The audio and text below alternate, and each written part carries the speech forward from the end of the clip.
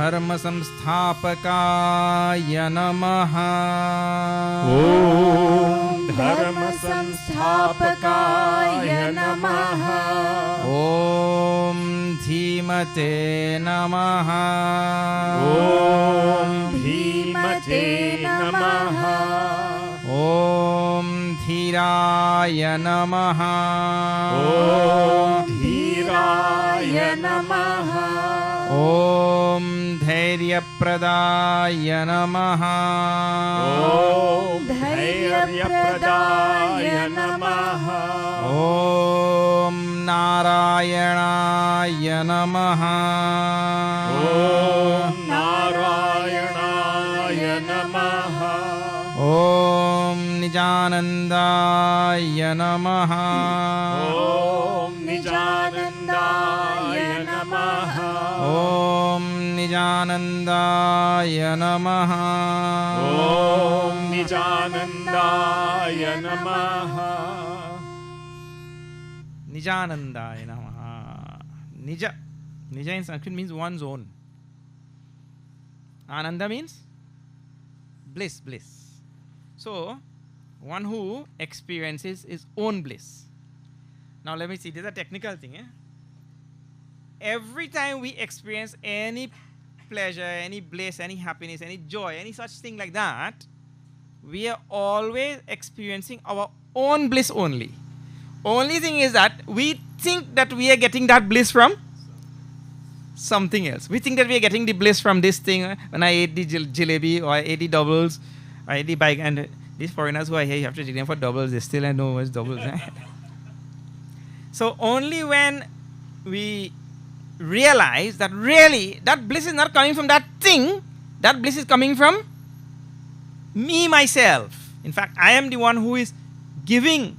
That is a superimposition, and this is what you call delusion squared. Delusion squared means I myself superimpose bliss on that thing, then I myself run after the thing and get it, and I enjoy it, and then I say the bliss is coming from that thing.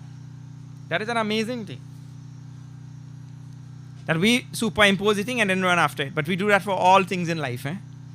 With everything in life. For example, we give value to things. Gold has absolutely no value unless we put value to it. So we put the value to it, and then we run after the gold. We look for El Dorado and look for this and kill people in the bargain also, looking for gold, which we only put the value on. It is amazing.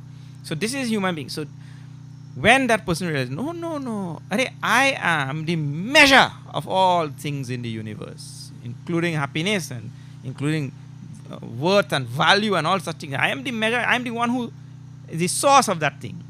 He's called Nijananda. He experiences he knows now, like I said in the beginning, we are really experiencing our own bliss. There is no other bliss to experience. We can only experience our own bliss. But one who knows that, he is called as Nijananda. We don't. Right now we think that when I get this, when I get that, when I get the other thing, I'll get a little bit of bliss, So they call it Nijananda. Nijananda.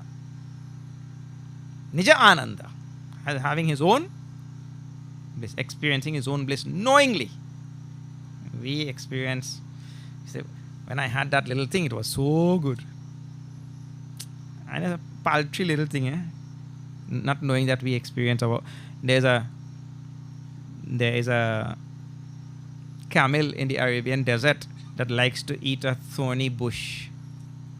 When it eats that thorny bush, the bush lacerates the inside of the mouth and it starts bleeding. When it bleeds, the blood mixes with the bush, and the camel thinks, this bush is so tasty. So he goes on searching for that bush. He doesn't know he's tasting his own blood. So this is we think the camel is stupid. So everybody think the camel is stupid, But let me tell you, the camel doesn't have an intellect and he's doing that. And the one who has an intellect, he's doing that. Who more stupid? And we just think the animal kingdom is stupid. We have an intellect and we're doing that same thing. All right. We'll chant Gita Dhyanam, first 5 verses, and then we'll begin. Om Parthaya Pratibodhitam Bhagavata Narayanena Swayam Vyasena Grathitam Purana Munina Madhye Mahabharatam Advaitaamritavarshinim Bhagavatim Dhyayinim Ambattvamanusandathami Bhagavad Gita Bhavadveshini Namostute Vyasa Vishal Buddhe Pullarvindayata Patra Netra Yena Tvaya Bharata Taila Purnaha Prajwalito Jnanamaya Pradipaha Prapanna Parijataya Totra Vetraikapane Jnanamudraya Krishnaya Gitamritaduhe Namaha Sarvopanishado Gavo Dugdha Gopalanandanaha Partho Vatsa Sudhir Vokta Dugdham Gitamritam Mahat Vasudeva Sutam Devam Kamsa Chanuramardanam Devaki Paramanandam Krishnam Vande Jagadgurum Krishnam Vande Jagadgurum Hari Om.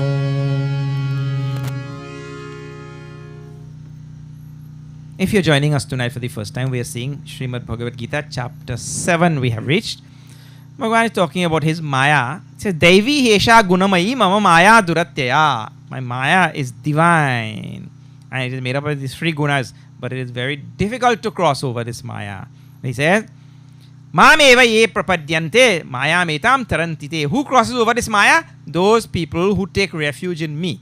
So from that point, he starts talking about those who take refuge in me and those who take refuge in the world, in worldly things.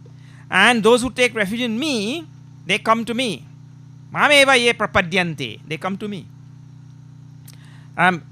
Maya etam taranti, crossing the Maya, mam eti, they come to me. And those who take refuge in the world, actually, I told you last night, they go on a slippery slope, from one bad thing to the next. And then what happens? Rakshasi Masurim Chaiva. Rakshas Swabhav they develop. In fact, here in this 7th chapter, you can find a very easy definition of Rakshas. One who takes refuge in Bhagwan is a Bhakta. One who takes refuge in the world, run after worldly things, Rakshas. Alpamedasam. All sorts of names he calls. We saw that there last night. Kama istaiste ritagnyanaha. By all these desires of the world, their knowledge is stolen away. Prapadyantenya devtaha. They worship other devtas. It means whatever we worship in this world, whatever is dear to us, like money and power and position and good looks and nice food and clothes and this. We have so many things, gold and bank account, and those things become our devatas. And that's when we go to sleep, that's what we are thinking about. Devata means what you are thinking about all the time. That is your God. Doing like that, this person becomes Rakshas. Niyatas, they follow their own nature and they become eventually Rakshas only. They have chosen, he says, those who choose me come to me. Those who choose the world go to the world. Those who choose material things go to material things. Their whole, life after life, they're materialist only. So, this is where we left it last night. Now, this will be number 23. That is the verse there. Correct? Shri Krishna Sharanam Mama. Shri Krishna Sharanam Mama. Shri Krishna Sharanam Mama. Shri Krishna Sharanam Mama. Shri Krishna Sharanam Mama. Shri Krishna Sharanam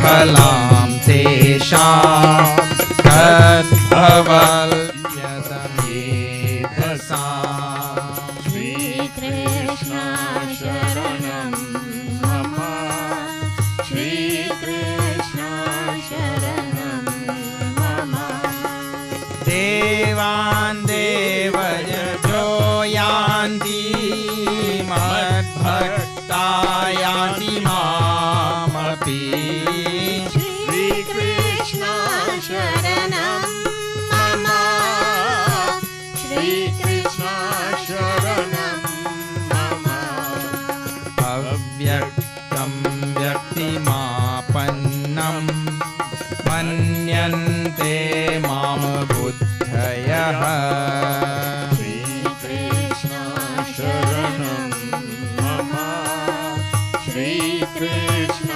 शरणं मम परं भावमजानन्तः ममाव्यममनोत्तमम् श्रीकृष्ण शरणं मम श्रीकृष्ण शरणं मम नाहं प्रकाश सर्वस्य योगमाय समावृतः श्रीकृष्ण शरणं मम श्रीकृष्ण शरणं मम मूढोऽयं नाभिजानाति लोको मामजमव्ययम् श्रीकृष्ण शरणं मम श्रीकृष्ण शरणं मम वेदाहं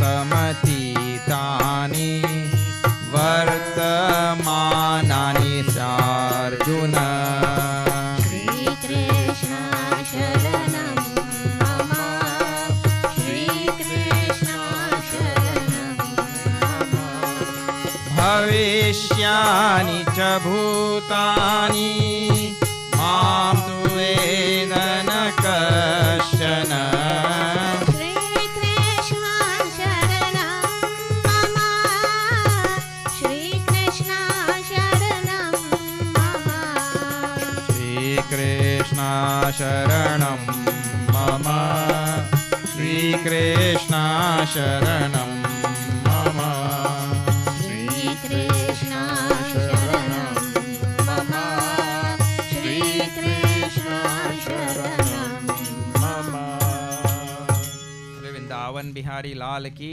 जय अंतवत्तु फलम तेषाम तद्भवत्यल्पमेधसाम. This is the word again he uses here. Alpamedhasam. Alpamedhasam means dull-witted. Medhas is a quality which is spoken about. There's something called a Medha Suktam. You all must have heard. Huh?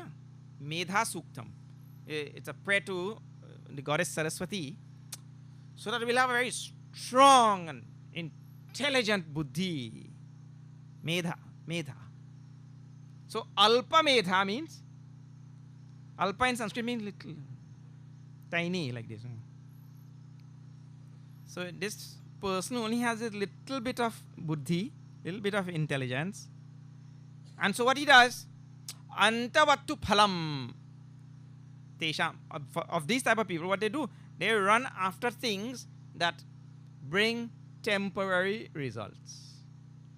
Because his medas is not strong and powerful enough, clear enough also, for him to afford him the opportunity to run after the most lofty thing in the universe, the only one permanent thing in the universe. He satisfies himself with all of these little things. You get a little bit of joy here, a little bit of something there, a little bit, and he runs after these things. And so he ties himself to this world eternally, to this sansar eternally. It's called Alpamedasam. Those results which he get there, Antavattu.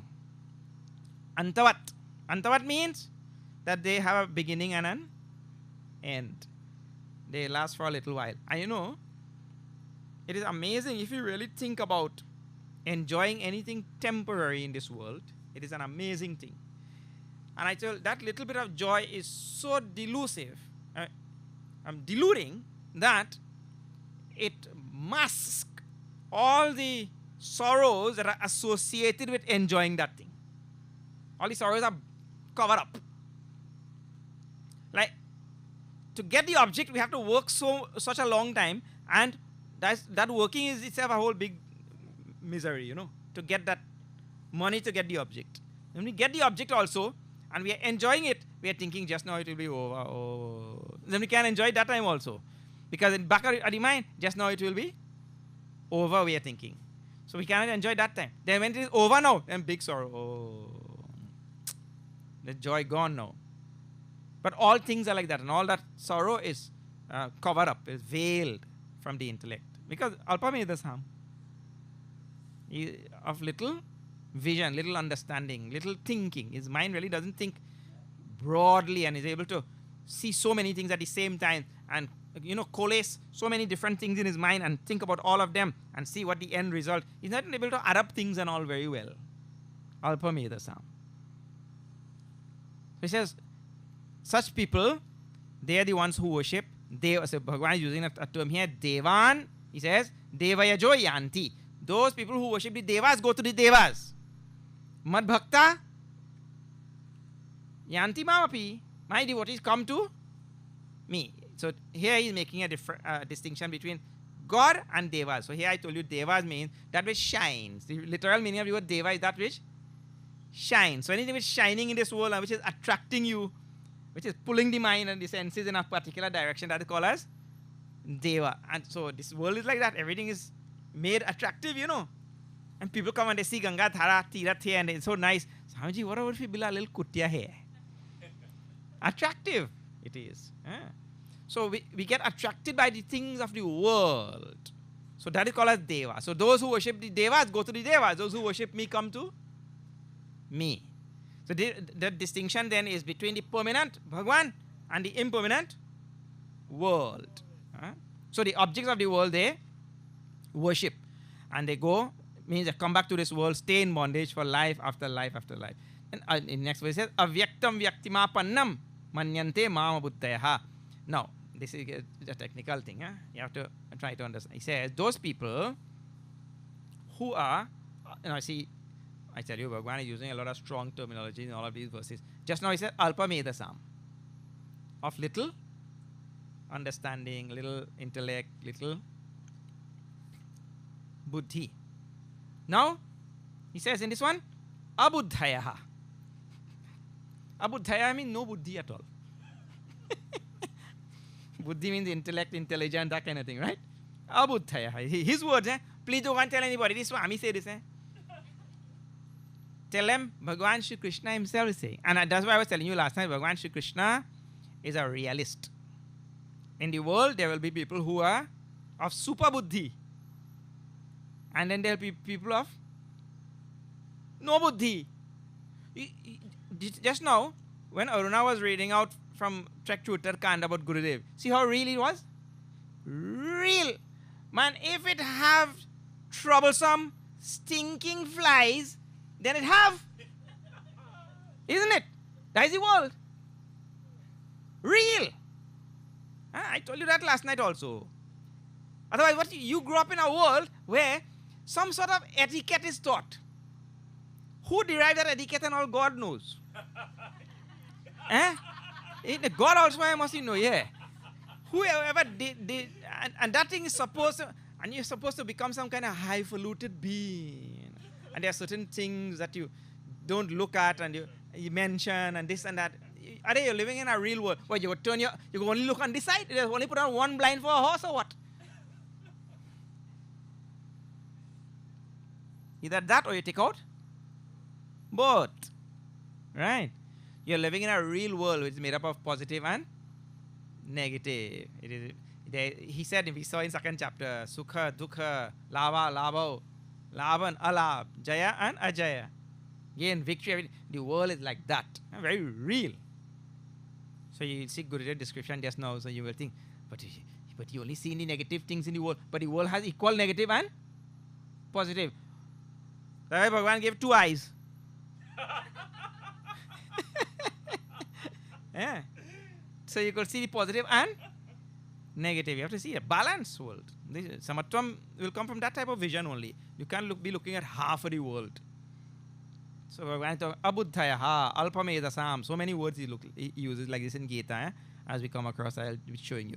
So now he's speaking about those persons again. He says, what they think that I, the absolute reality of the universe, Brahman, I who am avyaktam, unmanifest, they think vyaktimapannam, that I have become manifest.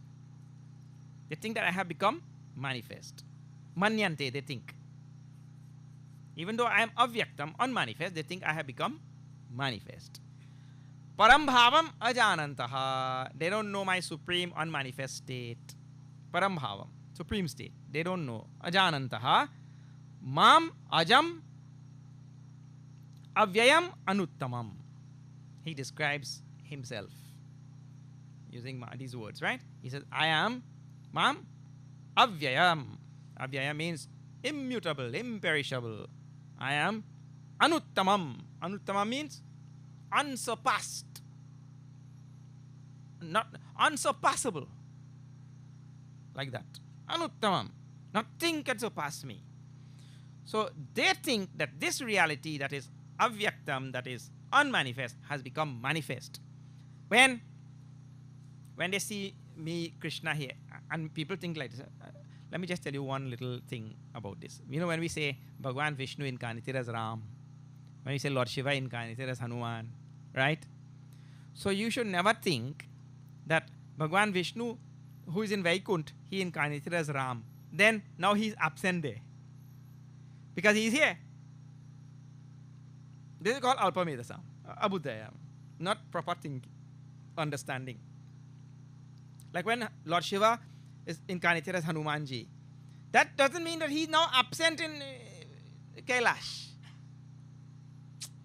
The power of the Lord is such that sitting there, he can incarnate as Hanuman here, and he is not in any way diminished there, because he is all pervasive and he is just appearing there in the form of Lord Shiva, and he is appearing here in the form of Hanuman. He is everywhere. Here he has become manifest as Hanuman, there he has become manifest as Shiva, but he in the middle he is here also unmanifest.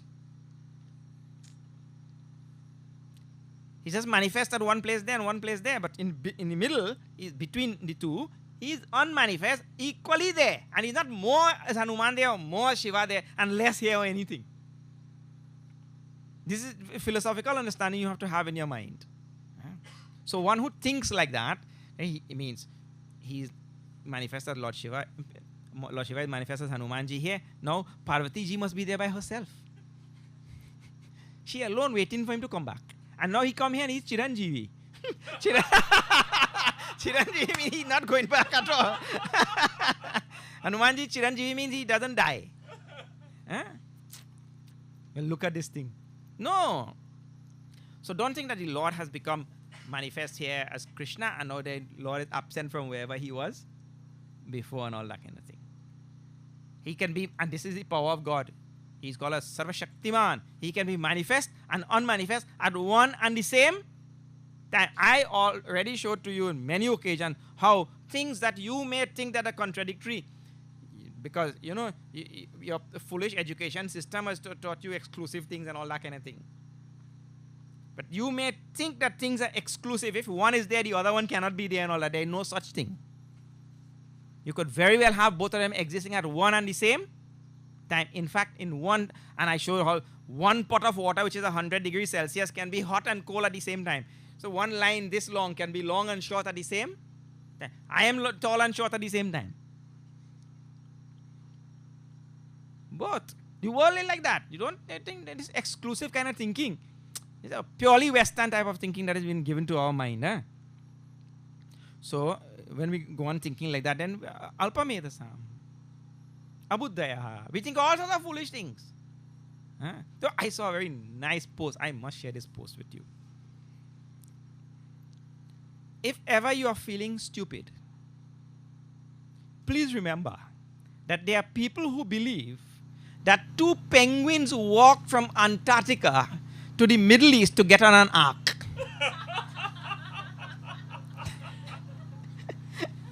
Eh? And there are billions of people who believe that. Them penguin and them walk. Eh? And he just had a few days to build this. Yeah. But people think all sorts of crazy things, you know. Because the mind really is not capable of thinking. Some void is filled. When we have such incredible stories in Puranas, right? We say that thing is given only to teach a lesson. That is given to teach some lesson. You don't go and hold on to this thing and literally as though, you know, that is not going to take you very far. But here Bhagavan is just pointing out some of these things that people think. They don't realize that he is Ajam, unborn, and Avyayam, imperishable, and he is unsurpassable. And so if you see him manifest here, that doesn't mean to say he has vanished from the unmanifest state, which people think all sorts of. It means he cannot be here and there at the same time. Don't think like that, he said. Naham prakasha. No, see. What a nice verse is it. Naham prakasha sarvasya yoga maya samavritaha. I am not manifest to all people, and I am not manifest to all beings, because I am veiled and covered and shrouded in my maya. Yoga maya word he uses. Why I am not manifest to people? Why I am not so apparent to everybody? Because I am veiled by maya. Means I have to, the human being who really wants to see God, he has to be able to look beyond the pale of maya. To look beyond the facade of maya. You know that you can look at one object in different ways. Everybody who looks at the object, right, looks at the object in his own way. When an optician looks at this, he looks at some other thing, you know. Well, what kind of frame is that? That frame had to come from China. And I think they frame me. Yeah? So when he looks at, when a businessman, he's not an optician, he's midman, he's selling only. He thinks, now what price I will get for that. When the ophthalmologist looks at it, you know, he says, that's a 1.5, I think. His vision. You know, he sees thickness of the lens and he knows that's a 1.5 or 2. It can't be more than that. And some thick lens like that, well, you know, he has additional eyes. Everybody who looks at the thing, then when a model looks at it, what a ugly glasses. Even dead, you will not catch me wearing that. See, the model will see something else totally. Now, how many people will look at this object and in how many different ways they'll see it? You see? This is how the world and how human beings are. Everybody will look at that in their own way.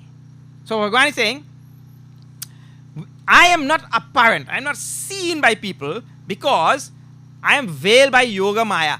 This thing which I just call, see, in my mind, there is one type of yoga maya. In your mind, there's another type of yoga maya. In everybody's mind, they have their own type of yoga maya. So when they look at the object, they see everything in their own way. Everybody's mind has their own yoga maya, which we have accepted and given a home in our mind by many lifetimes of practice.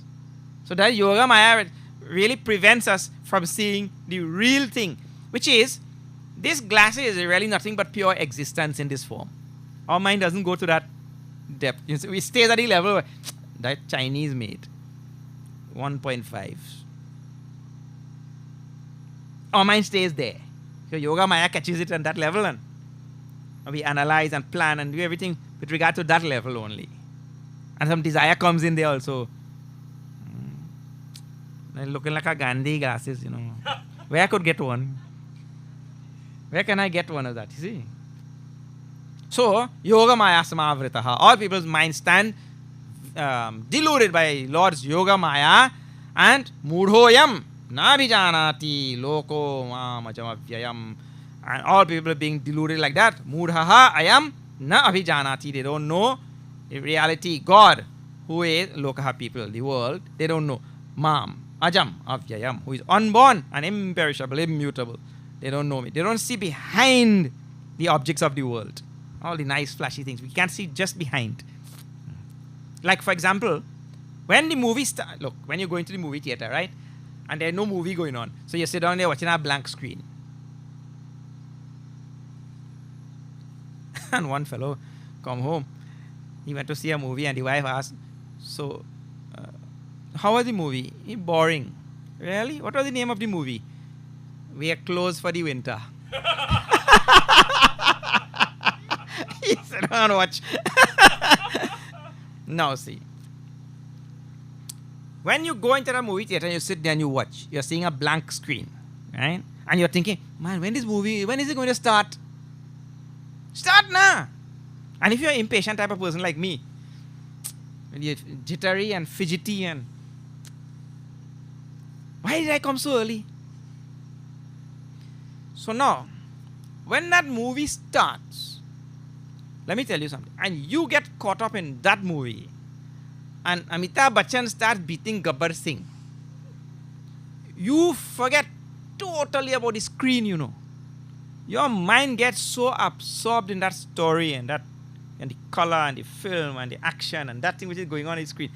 You forget totally that behind all of this there was a blank screen which you were prior to looking at. Isn't it?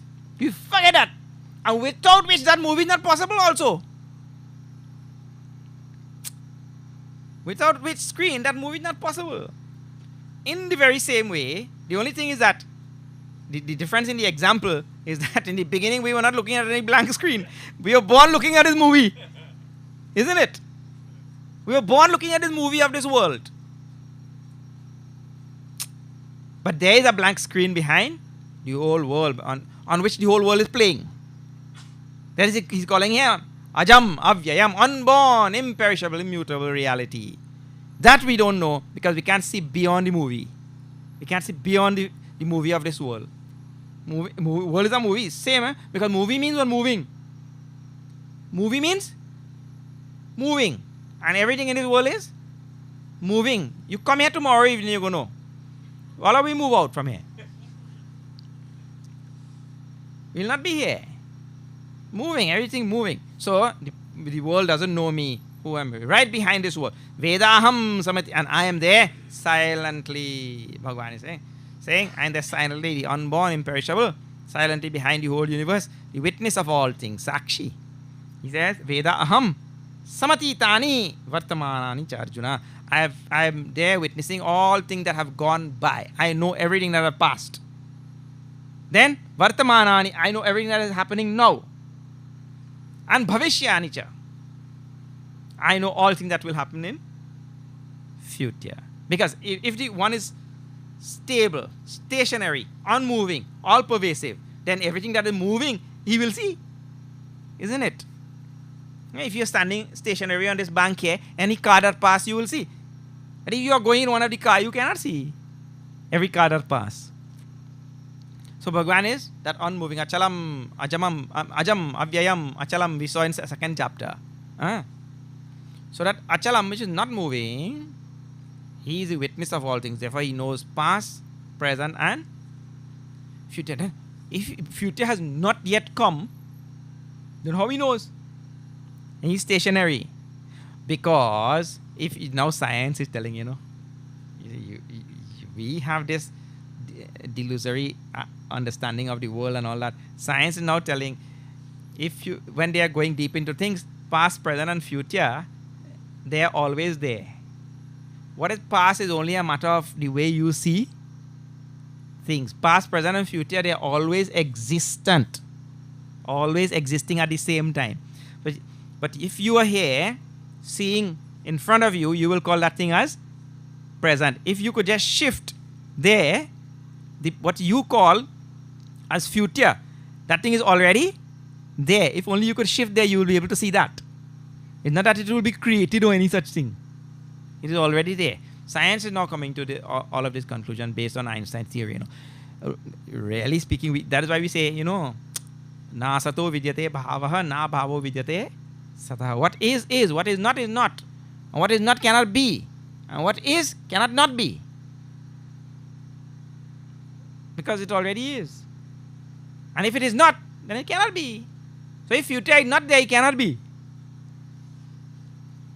Future is already there. Because of your present vision, you're only seeing a little piece of reality, a little piece of manifest universe, right?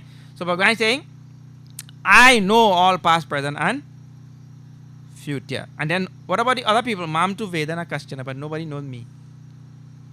Nobody knows me. Nobody sees from my standpoint to see past, present and future. But the one who is able to merge with Bhagavan, become one with Bhagavan, identify with Bhagavan, Ishvara, he will be able to see past, present and future. Then he will not be a he will be Ishvara only. You see? How do people keep staying in this delusion of this world and they don't come out? Now see next verse.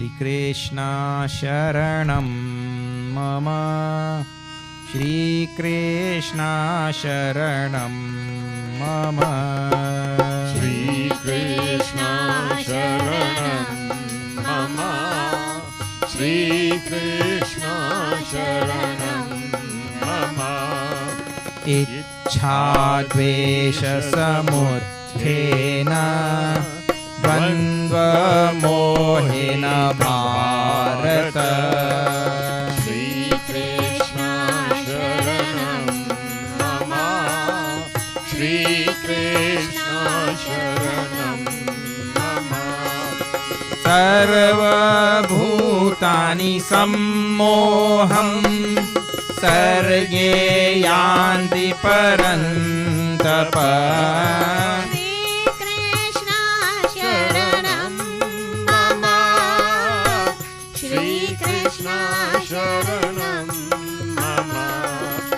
Yesham Tvantagatam Papam Jananam Punya Karmanam, Shri Krishna Sharanam Mama, Shri Krishna Sharanam Mama, Te Dvandva Mohan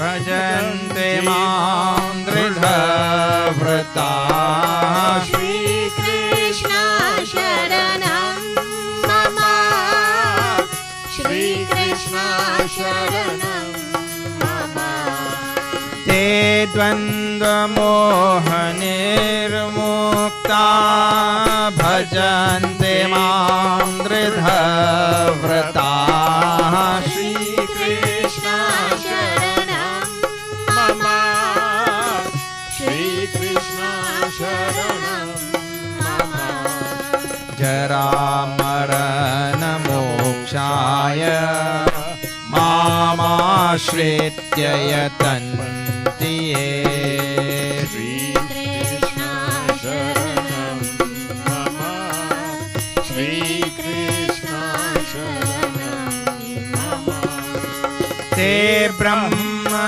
Tadvidu Krishnam Adhyatmam Karma Chakhilam, Shri Krishna Sharanam Mama, Shri Krishna Sharanam Mama, Sadi Bhutadi Devam Mam Sadi Yajnam Chaye Viduhu, Shri Krishna Sharanam Mama, Shri Krishna Sharanam Mama, Prayana Kalepi Mam Te Viduryukta Chetasaha, Shri Krishna Sharanam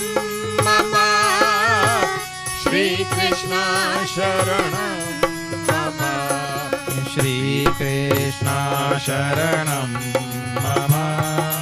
Shri Krishna Sharanam Mama. Shri Krishna Sharanam Mama. Shri Krishna Sharanam Mama. Vrindavan Bihari Lal ki jai. Ichha dvesha samuthena dvandva mohena bharata. Ichha dvesha samuthena. Samuthena means, samutha means group. Group of us. Ichha dvesha. Ichha dvesha means the pairs of opposite of likes and dislikes. Things which are desirable and things which are undesirable. Like that. So this group of the pairs of opposite is called Dvandva Moha.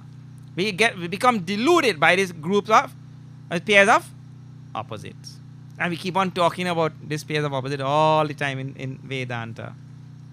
But this is how the world is. See, we are either running towards happiness or running away from sorrow. This is all we are doing all our life. So our whole life activity is really guided by the pairs of opposite. Running towards happiness or away from sorrow. What else you are doing? Nothing else. Anything you do. See, tonight you are here because you see some happiness down the road. On that road tomorrow you will see it.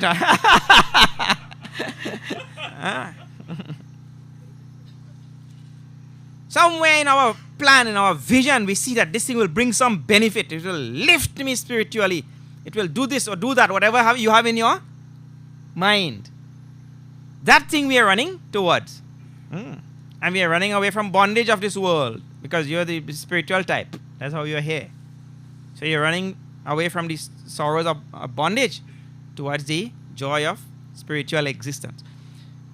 Everything we are doing is guided by these pairs of opposites, likes and dislikes, all our things which you know, gain and loss, victory and defeat, all such pairs of opposites. He says, Ichha dvesha samutha, it is called. So by that, dvandva mohena o bharata sarva bhutani sammoham. And he says, all beings become deluded. And his word doesn't say just moham, sammoham. Samyak moham means totally, in Guyanese language, properly well deluded. I like that phrase in Guyana. Properly well deluded. Means in Trinidad language, properly well deluded. Sammoham. And then sarge yanti parantapa. And then what happened? They find themselves in the round of sansar, birth and death. So we are taken over by these pairs of opposites, run after them, run towards one and run away from the other. Run. This is human life. Running towards one and away from the other one. And I just told you,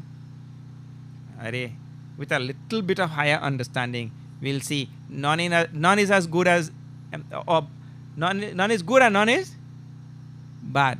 None is any more bad than any other, or any more good than any other. I just told you now, I am tall and short at the same time. Everything is like that in life. Everything.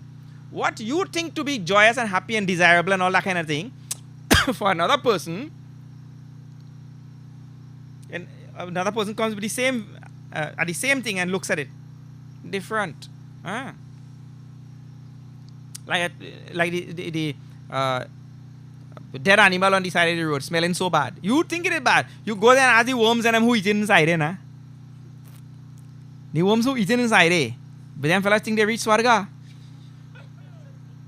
Isn't it? That's Swarga for them. You thinking what a terrible thing. But for one creature, for one jiva, it is Swarga. And for another jiva, it is Narak. Same thing. So that this delusion which we have, that it is like this only, it cannot be like that.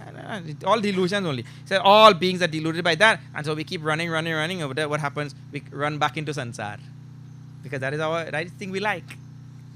We like to run away from things and run towards things. Yesham tu antagatam papam. But those people who have brought all their sins. And please remember, the sin word in Vedanta is broad. It means to say, if I have some wrong thinking in my mind, that is considered as sin, because that wrong thinking is going to lead me away from reality rather than towards reality. So when the Bhagavad Gita uses, or Bhagavan uses the word sin, papam, it doesn't mean that you go and you steal by the Chinaman shop there or something, or you tell a lie, or you some such thing. No, that only is sin. Sin means anything that takes my mind away from reality. So means we are committing sin all the time, because my mind is not looking towards God, it's looking toward the world. So that itself is sin. So one who has brought all his sins to an end, it means he has turned his mind toward that reality only. There is nothing else in this world for me to pursue except that reality. He has brought all his sins to an end. Jananam punya karmanam. Let's call it punya karma. Meritorious deeds. I've turned my mind away from the world and turned the mind towards God. It says, te dvandva mohan nirmuktaha. They have become freed from the delusions of the pairs of opposites.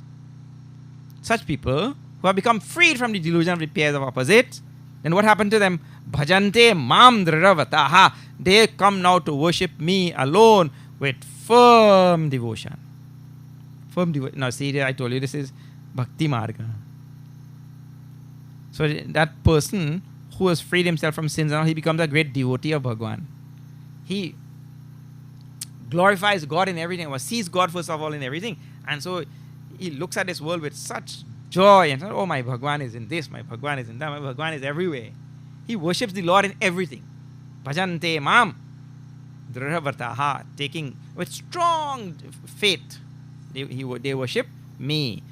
Jara marana mokshaya mama shritya yatantiye te brahma tadviduhu kritsnam adhyatmam karma chakhilam.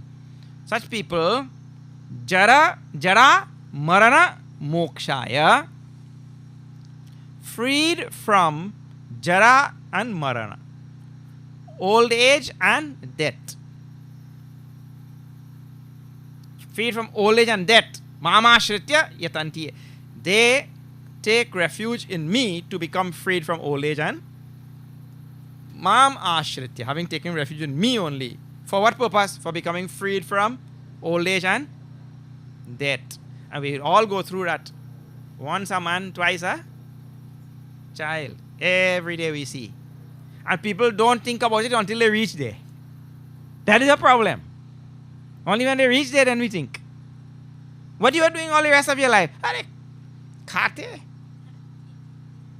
eating, pite, mauj karte the.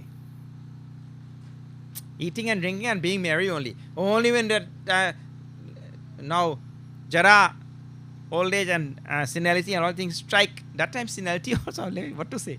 Here no two. One good thing about that, yeah. One good thing, Bhagavan bless us in that state. We don't even know also. When he gets Alzheimer's, he gets totally senile, he doesn't know that. But then what happens? It becomes a big burden for others around and all. That's a bad karma. If you are a burden for other people, that is bad karma. See? So, to get rid of that moksha, for freedom from this jara and marana, old age and death, he says, mam ashritya. They take refuge, having taken refuge in me. They come to me. Mam yanti yatanti te. They come on to, they strive taking refuge in me and come on te brahma tad viduhu krishnam adhyatmam karma cha akhilam. They know about Brahman. They know about adhyatma, means the self dwelling in this body. They know about karma. All about karma. Karma means all rituals and all such things.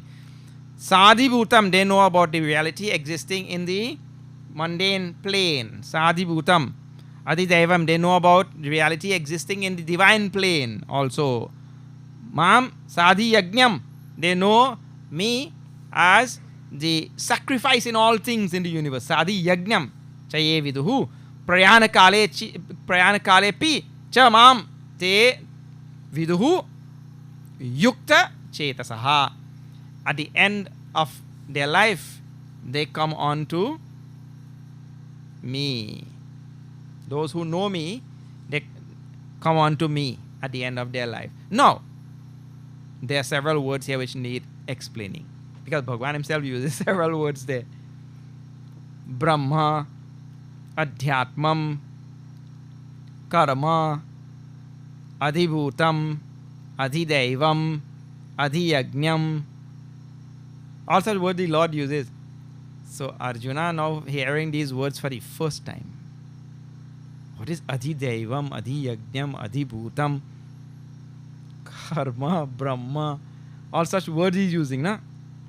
Adhyatma. So the next chapter, Arjuna himself now asks, what are all of these things? So I will not explain them here. When Arjuna asks, Bhagavan will explain. Why should I explain? Arjuna will ask, what is this? What is it? You use this word, you use this word, you use this word. What are these things? And Bhagavan himself will answer what those things are. This is the 8th chapter. Om Tat Saditi Srimad Bhagavad Gita Su Upanishadsu Brahma Vidyayam Yoga Shastre Shri Krishna Arjuna Samvade Jnana Vijnana Yogo Nama Saptamaha Adhyayaha. This is the 7th chapter called Jnana Vijnana Yoga. See, here Jnana Vijnana is described in terms of in bhakti language. So here it is about whether I am taking refuge in Bhagavan or whether I am taking refuge in this world. Whether this world is my savior or Bhagavan is my savior. And you know, most people believe the world is their savior. Everybody has this idea, and I go work and I go save up money and I go secure my old age.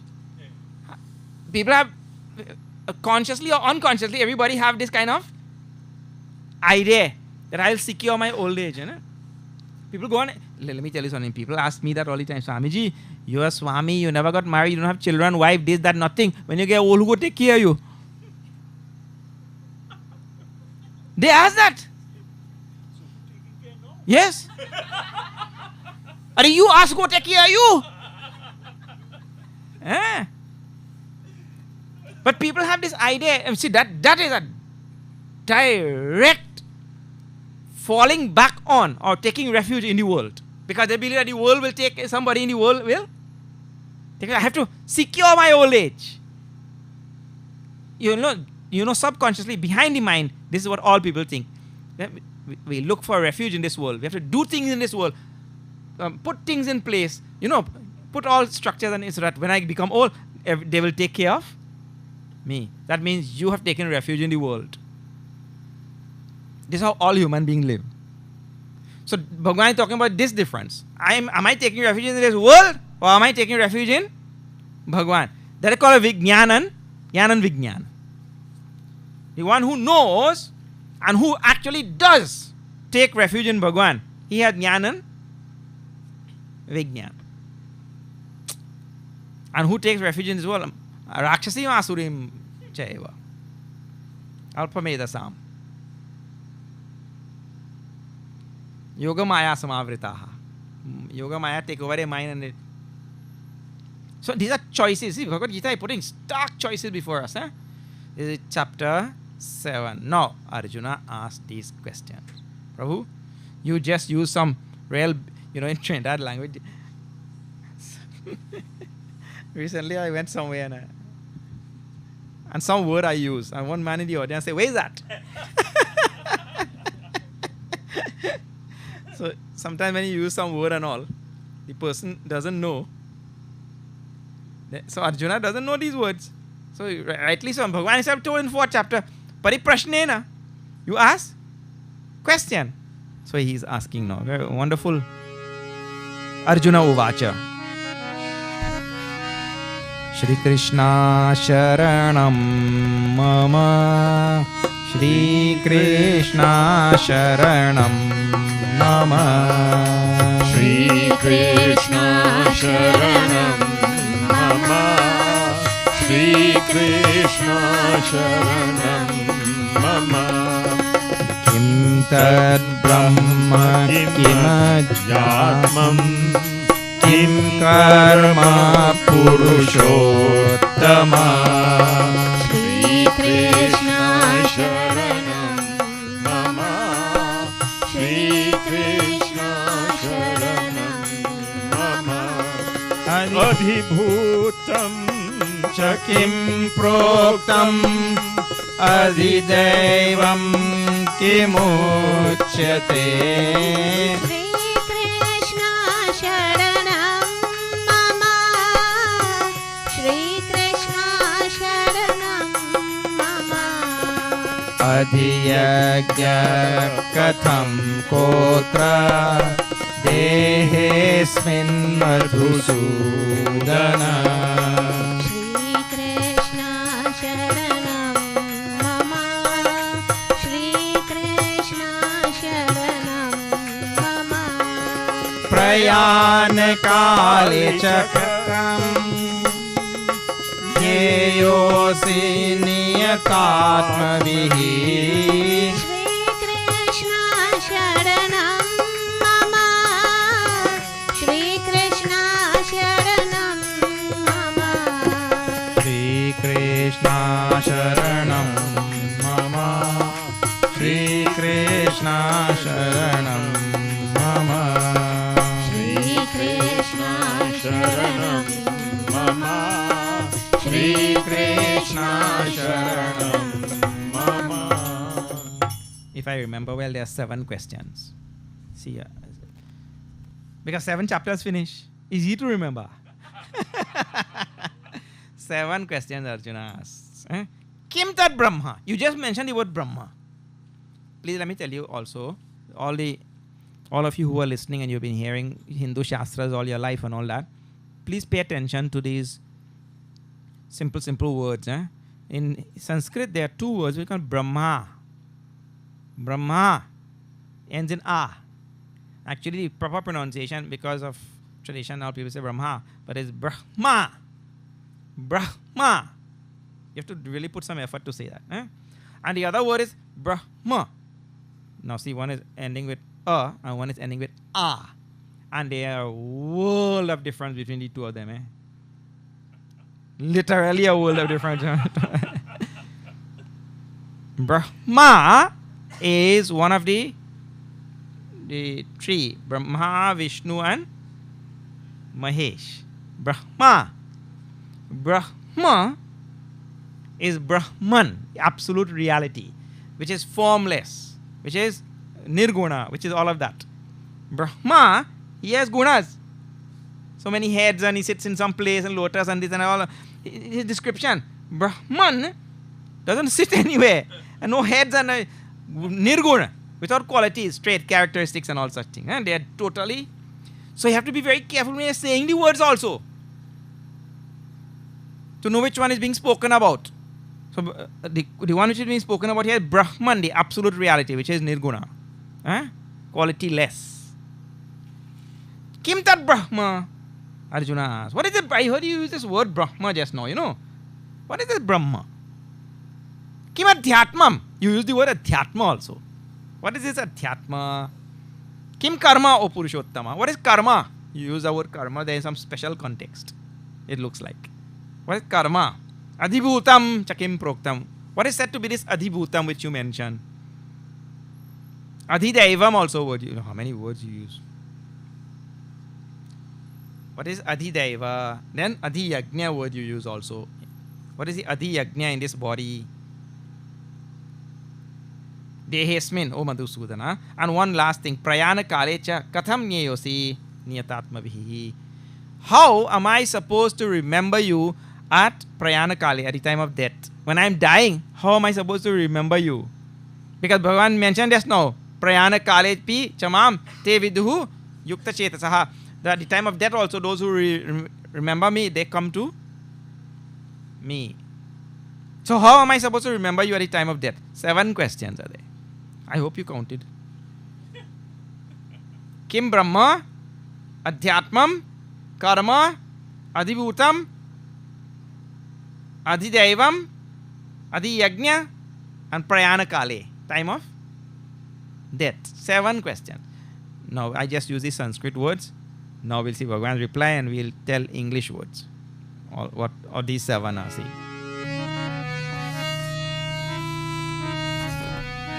Shri Bhagavan Uvacha.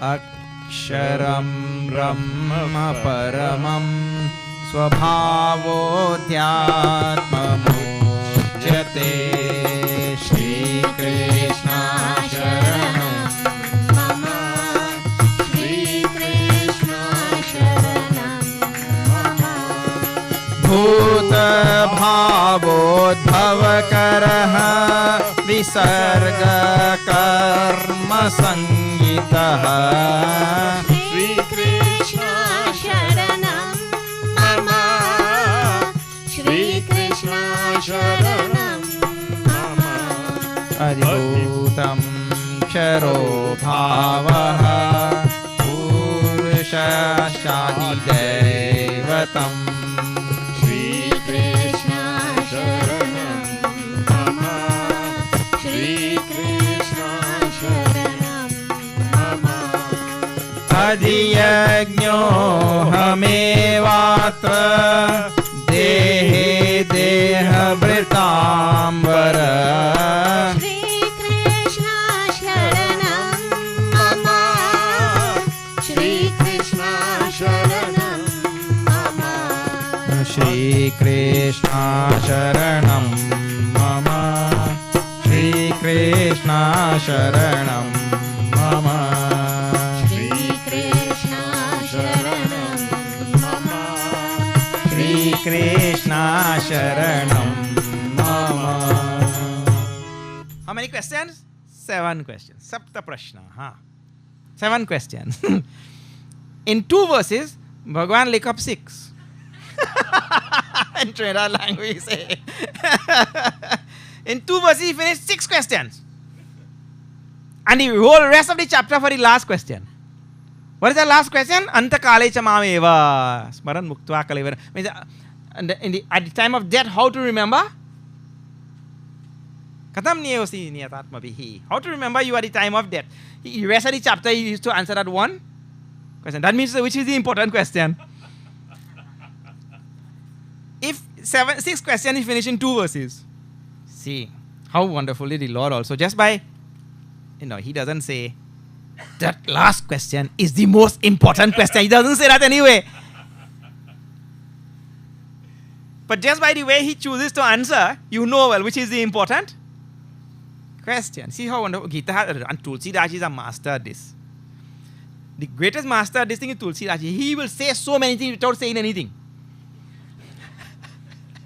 He's amazing, I tell you. Without saying that thing, he says so many things. So Bhagavan here is also master at the pen. See, Sri Bhagavan Uvacha, Aksharam Brahma Paramam. What was the first question? What is it, Brahma? It's absolute Brahma usually talk about. He says Aksharam. Brahma is the imperishable, Paramam, supreme, imperishable reality. He answered, finish. No more commentary. That is the question, this is the answer. Finish. The absolute imperishable reality. Finish. What else? Yeah, nothing else to say. No comment. Then, what is Adhyatmam? Adhyatma means, next question, Swabhavaha Adhyatmam Uchyate. Swabhava is said to be Adhyatma. So now this requires, for English translation, this requires some thinking. Adhyatma is that absolute reality which exists in this body. Because that absolute reality exists everywhere. It's not absent anywhere. But that means it exists in this body also then. So that absolute reality which is existing in this body is called as Adhyatma. So Adhyatma, when you join in Sanskrit, you get Adhyatma. Because of Sandhi rule. Adhyatma. So the Adhyatma means the Atma or absolute. Oh, sorry, one other word has come in there now. Atma and Brahma just now. Atma and Brahma is one and same. There's no difference, right? That Brahma, which is circumscribed by this body, that time it is called as Adhyatma. Because this body will have some amount of Brahma also. If you were to say some amount, right? Some amount of Brahma also. So that Brahma, absolute reality, which is circumscribed by, limited by this body, is called as Adi Atma. So that's called Adhyatma in Sanskrit. Bhuta bhavo bhavakaraha visarga karma sangitaha. Then one other question, what is karma? He says karma is that which gives rise to bhuta bhava, the existence of individual manifested beings. So the absolute reality is there, and all things come out from the reality and all things merge back into the reality, right? There's manifest and unmanifest. Manifestation of the universe, unmanifestation of the universe. So that which is causing this manifestation and demanifestation, manifestation, demanifestation, that is called a karma. Bhuta bhava bhavakaraha. Bhuta bhava udbhavakaraha. That sandhi will be like that. Which gives rise to the manifested universe. That is karma. Whose karma? Bhagwan's karma. Visarga karma sangitaha. That is known to be as karma. Which is, and in that there is the yajna of Bhagwan. Bhagwan himself is doing yajna. He is doing sacrifice to make this whole world manifest. And also he is doing sacrifice to make it go back into unmanifest. That is his sacrifice. Adhibhutam ksharo bhavaha. What is it? Adhibhuta. Adhibhuta, and the next one was Adhideva. Adhibhuta, Adhideva, these two. So Adhibhuta is a ksharo bhavaha. Adhibhuta means all these perishable things which you are seeing in the world, they are called as Adhibhuta. Means they are only there for a time. We also, this body, mind, intellect and all, they are only there for some time. Everything in this universe is only there for some time. It has manifest now, and after some time it will become unmanifest. We call it Adhibhuta, Ksharo Bhavaha. Perishability, if you want to call also. Perishability. All things participate in perishability. Perishing, waning. And what is Adhideva? Is a Purushascha Adhidevatam. The Purusha, this Purusha word is something which is Sankhya Yoga. Purusha is Adhidevam. It means to say the same Bhagwan who is manifest not only in this body, which we just now we saw, which is called Adhyatma, but the same Bhagwan who is manifest as divine things, phenomenal things, things which are way beyond our senses and all that kind of thing. Like, for example, how so many phenomenal things we see in this world. Just now, Jyoti and they were asking me about is Trinidad and Tobago in the hurricane belt? Right? No, hurricane. Just now, in Fiji, they had a hurricane. Oh, Barbara, the world had never seen anything like that. That went up to category 5 and past category 5, but it had no category 6. What a phenomenal thing, eh? And remember, our earth is a speck only. A minuscule, insignificant speck in this grand. And we consider this thing to be such a big storm hurricane. It's such a phenomenal thing. And if we are only a speck and that is phenomenal, think about phenomena in this universe.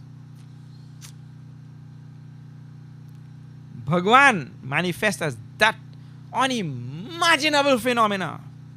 That's how we call things phenomenal. That is called as Adhidevam. Adhiyajno hame vatra dehe deha britam vara. And I myself am Adhiyajna, the sacrifice which takes place in this body and the sacrifice which takes place in this whole universe. This whole universe, I told you on previous occasion, in 3rd chapter when we were seeing about sacrifice, how everything is sacrificing for everything else. He said that sacrifice is me myself. Sacrifice is Bhagwan himself. Adhiyajna. These terminologies and all deserve so much of thinking, so much of reflecting. I am so sorry, I just have to leave this phrase and go on. It requires so much. It's amazing. Adhiyajna. how everything in this world is running only by sacrifice. And who is that sacrifice? That is Bhagwan himself manifest. That means to say, whenever we get engaged in yajna, any type of sacrifice, we are touching Bhagwan that time. We are in direct touch with the Lord when we engage in sacrifice. Because He is sacrifice. I am making that Lord manifest in my heart when I engage in sacrifice. That is an amazing thing. Now, last question. Antakale chamameva. At the end, to remember, Antakale means anta means end, kal means time. At the time of death, how to remember this Lord? That we'll see in Temple Village tomorrow. If I live and you live.